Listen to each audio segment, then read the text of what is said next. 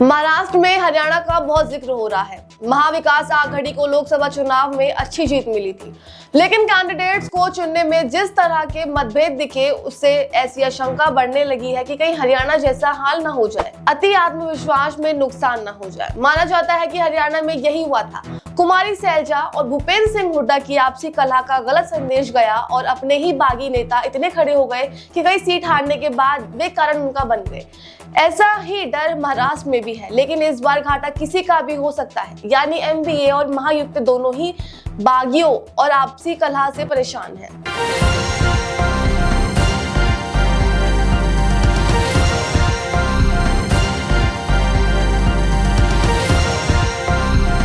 आप देख रहे हैं न्यूज़ वन प्लस, हर वक्त हर खबर। कल नामांकन का आखिरी दिन था। अब तक कुल मिलकर 150 बागी खड़े हो चुके थे, जो दोनों ही गठबंधन के लिए सरदर्द बन चुके हैं। अब इन बागियों को राजी करने के लिए 6 दिन तक का ही वक्त था, क्योंकि 4 नवंबर नामांकन वापसी की आखिरी तारीख है। इसलिए माना जा रहा है कि वही गठबंधन बढ़ता बनेगा जिसके बागियों की संख्या कम होगी। फिलहाल कोई भी इस कोशिश में ज्यादा सफल होता नहीं दिख रहा है।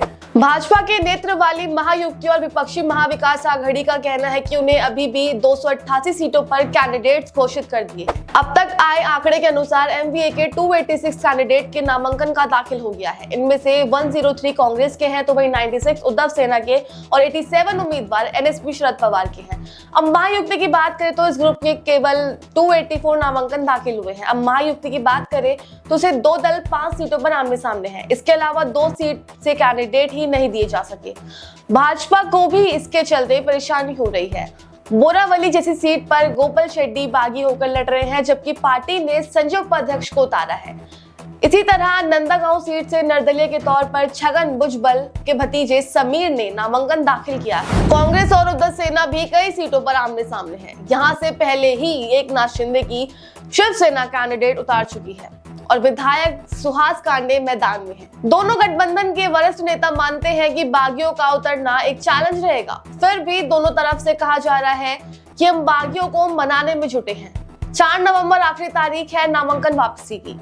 उसके बाद ही कहा जा सकेगा कि किस गुट में कितने नुकसान की संभावना है और कितने बागी उतरे हैं। नवाब मलिक भी शिवाजी नगर सीट से उतरे हैं, यहाँ भी मुश्किल है। इसके अलावा उद्धव सेना और कांग्रेस के कैंडिडेट भी सोलापुर वेस्ट समेत कई सीटों पर आमने सामने हैं। ये थी हमारी चुनाव से जुड़ी खबरें। ऐसी और खबरों के लिए हमारे चैनल न्यूज़ वन प्लस को लाइक करें और सब्सक्राइब करना न भूलें।